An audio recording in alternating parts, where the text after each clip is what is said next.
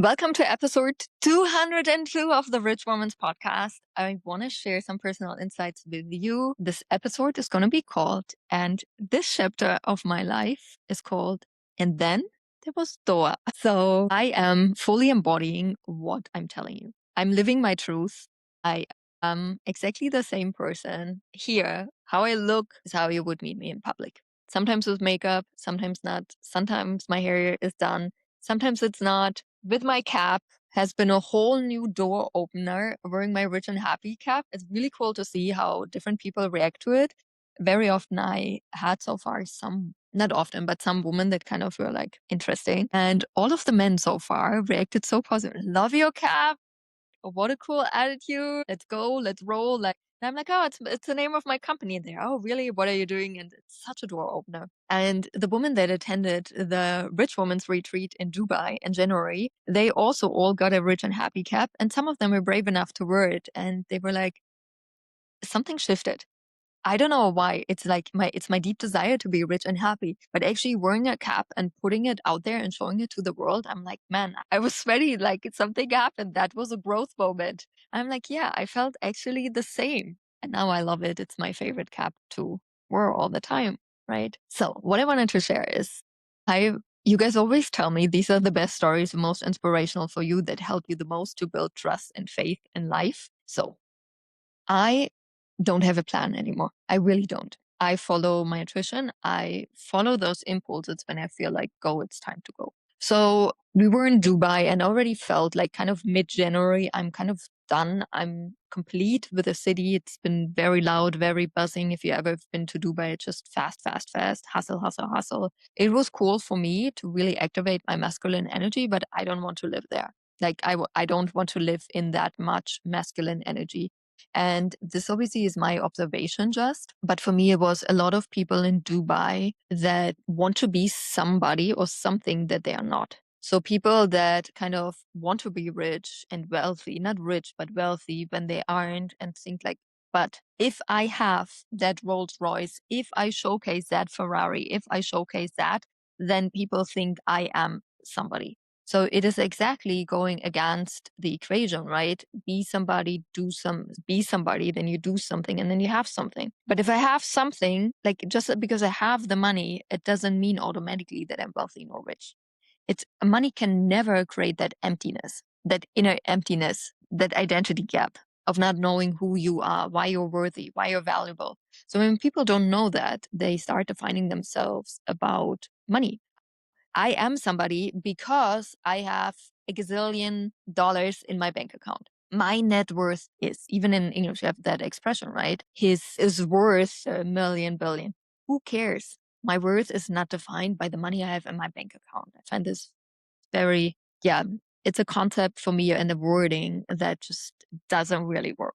So I didn't vibe with Dubai too much. Also, it's just my being. I don't like places and things that are hype, right? Till today, I've never tried Dubai chocolate. Yeah, never wanted to go to Dubai. Kind of felt like everybody's going there. It was very wild. I've heard more German that was spoken in Dubai than when I was in Germany. And I'm like, nah, it's just not my place, but it was cool to visit. So I wanted to leave, but we couldn't because we had the retreat. Obviously, we could have left and then come back for the retreat, but that didn't feel easy. So we stayed.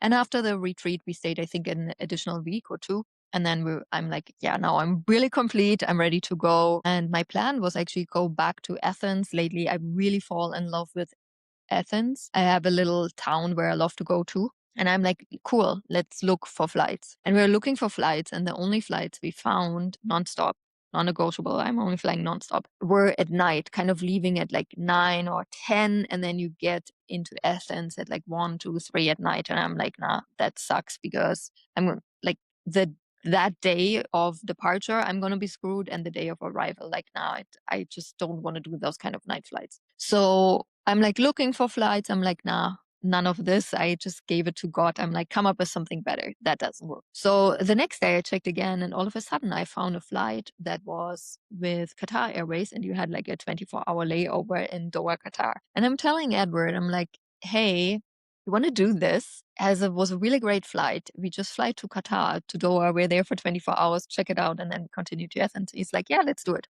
And then I had an impulse to actually check their website and found some other cool things. And I'm like, why don't we actually just book a one-way flight to Qatar?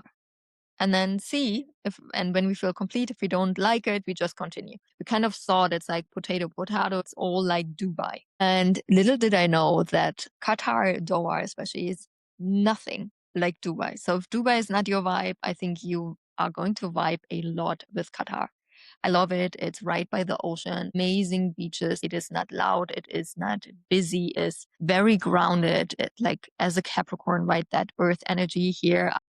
Like my soul is at home like it hasn't been in a very long time. I've shared this in last week's podcast episode. All of my favorite gyms from around the world are here. So unexpected. All of them weren't even in Dubai, but they are here in Doha, Qatar. They have a chain. I'm like, oh my gosh, can't make this up. Then I just knew I was meant to be here. I have a favorite yoga clothing brand. It's called Beyond Yoga. And I really wanted to have some long, how you say, yoga pants, but in a very specific color. One is a navy blue, which they always have, and the other one is called like a chai, I think. It's like a limited season color. I'm walking into a store. First of all, Beyond Yoga is not a famous brand like Alo or Lululemon that they have stores everywhere. It's pretty big in the US online, but that's about it. So I'm walking into a department store. The first thing I'm seeing is, oh my gosh, they have Beyond Yoga. I'm like, oh, so cool. Checking out the clothes, finding, of course, the long yoga pants I wanted to have exactly in my color and my size. And I'm like, man, I'm meant to be here. There were so many signs of synchronicity, mind blowing. Really, really, really mind blowing. Many years ago, I watched a movie. It was not a documentary, it was a movie about the life of Lamborghini and kind of his story. And in that movie, he shares and says, like, if you want to be somebody, you drive a Ferrari. But if you are somebody, you drive a Lamborghini. And this is really what Dubai reminded me about, like this Ferrari. If you want to be somebody, you are in Dubai. If you are somebody, are in Qatar, in Doha. It's so grounded. It's much richer than Dubai. However, people don't flex around with it. And I had a very powerful conversation with a friend of mine, and we both said it's so interesting also how we can understand now how rich people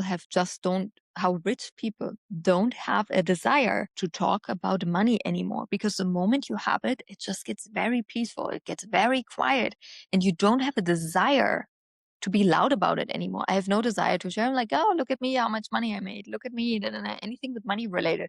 And it's actually getting very exhausted. Like my natural desire is less and less and less to talk about money. Not because it's not important. I still love money. I think it's important.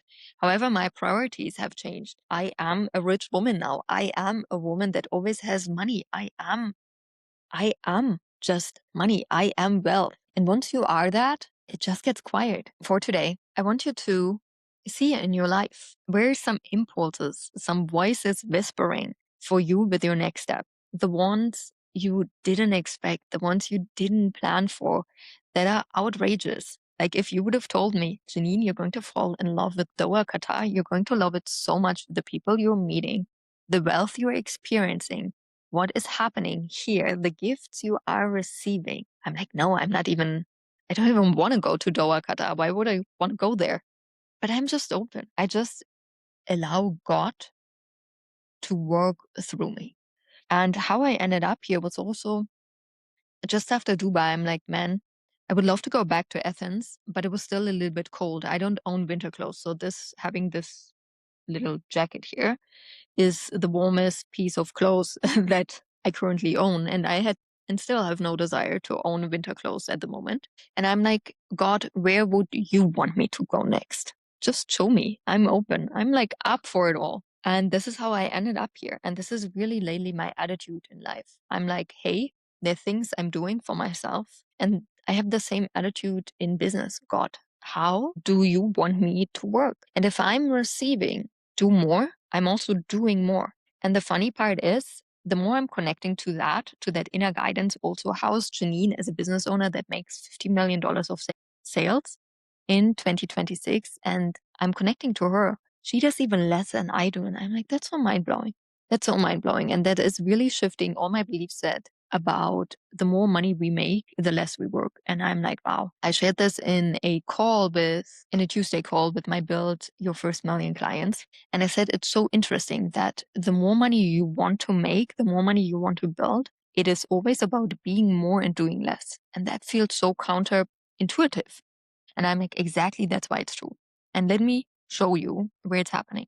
If you would imagine the evolution of Jeff Bezos, right? Not if we like him or not, if Amazon's good or blah, blah, blah, blah. Take all of this out. We're just connecting to the journey of Jeff Bezos. In the beginning, would you see him when he started this company in his garage or whatever? He would be doing a lot? Hell yes. It was a one-man show. He had it all set up, right? So he was doing a lot. But as a company grew bigger and bigger and bigger and bigger, and when we connect to Jeff Bezos today, you think he is doing more than he was in the beginning?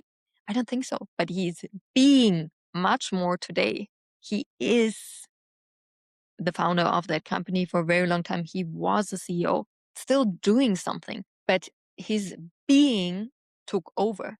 His being allows him now to be invited to all the events and what he does. I'm not very familiar with Jeff Bezos' lifestyle, but we all agree that the more successful we become, the less it is about our action and the more it is about our being. Let that sink in. Listen to that again, because it feels intuitive. It feels exactly the opposite of what we've have been trained if you're coming from a normal middle class household where your parents were working, where your parents were employed, maybe you were even employed yourself. This is the biggest thing I had to learn, really, to leave my employee mindset behind, that I literally have one responsibility in my company right now, and that is sales. I am responsible for the sales at the moment. Everything else, I am forcing myself to navigate, and I've never hired so many people like we've done in the last month.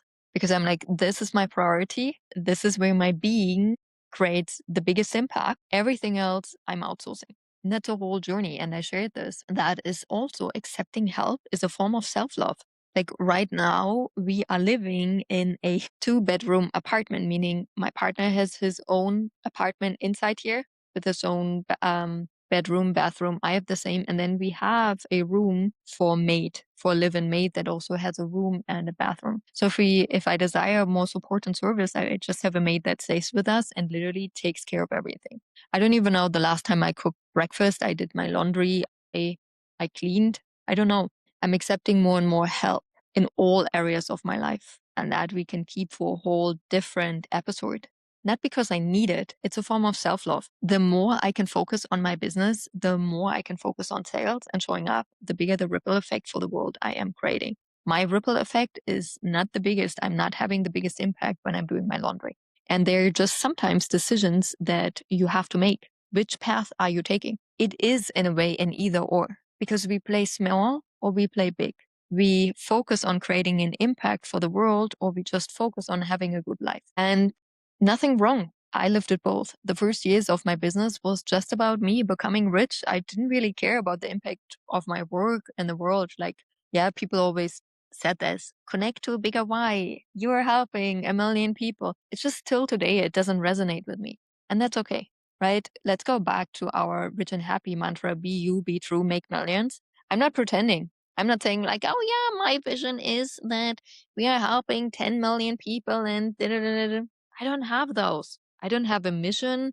I don't have a vision, simply because I just don't feel that what people tell me I should have. So, and I decided I'm not faking it. I'm not pretending, oh yeah, we have all of that. I'm here, I'm serving, I'm improving. I'm listening to my intuition, I'm receiving my assignments, I'm doing my assignments. And if one of those assignments is go bigger, play bigger, become more visible, whatever God wants me to do, I will do it. But I've decided not to fit in all those boxes I should be fitting in order to have a successful business, right? As a successful business owner, you gotta have a really full calendar. Or as a successful business owner, you gotta have that big vision. The people are gonna buy in your big vision. You gotta be creating that movement. You gotta be blah, blah, blah. You should have a villain. I also don't have a villain. We're all different. We all go our own path. This is my truth. This is my broadcasting studio. This is what I believe for me to be true. And if you like that truth, let's work together. If not, not. But that doesn't mean that anything else is like good or bad or worse. Like there's no need to have a villain.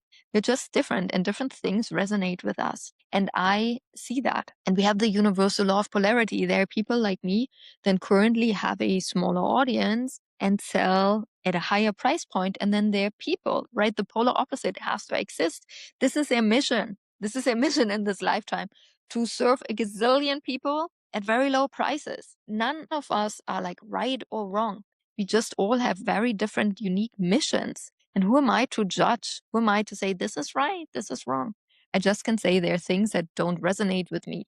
And if they don't resonate with me, if I don't feel them, it's not going to motivate me, but it's going to slow me down. So I've just decided that I am a woman that doesn't allow other people's truths to pull me down, to slow me down if I don't feel them. And this is my invitation for you. Be you, be true, make millions, start sharing your truest truth. How is it that you see the world, the business world, without being against anybody? We don't need more separation. We truly need on this planet acceptance that we're all unique. And if somebody is the complete opposite of us, it's perfect. Because the universal law of polarity states there's always up and down, right and wrong, man and woman. Not from a place of one is better or worse, but we're also learning through polarity, right? I clearly can say I love my business module. I love selling offers at $15,000, $35,000, $50,000, $100,000, because I've also sold at 22, 200, 2,000, and I'm like, that is not my vibe. If that would be my business module and I have to do that long term, I'm going to quit. And I'm not saying this is wrong. It just didn't work for me. There are going to be people out there that say, like, the prices you have, the close proximity you have with clients, the work you do, it's not for me. There are people that going to be, I love to have more calls. They're going to be people who are going to say, I don't want to have any calls. People are going to be, I want to have even more client interaction. I don't want to have any client interaction. None of it is good or worse or better. It's just all different. Find your truth, live your truth, and you will be surprised how freaking easy it is to make millions. And of course, if you haven't joined Build Your First Million, you should be doing it right now. Just going to our website, richandhappiness.com, find it right there, click join. And we've just added actually a 4-month version. So before it was always 12 months. It's still there, 12 months. And that is $35,000. And it includes a retreat. And the next Rich and Happy retreats are going to be in Montenegro in Europe and in Tokyo, Japan this year. So if you join for the full year, the retreat is included. And then you also have the option just to join for 4 months. Literally, you get same access to all the programs and the weekly Q&A calls with me, except the retreat, and the price is $15,000. And then for the woman that is already, I'm like, hey, Build Your First Million doesn't really resonate with me. I feel like I'm ahead of this. I have a fast track. It's 5 months, 5 women, $50,000. It is super close proximity. You're literally working directly with me. You get weekly feedback. This is where the biggest breakthroughs I'm currently having. If this is your vibe, you know what to do. Also, you find everything on our website. I love you, and I see you soon.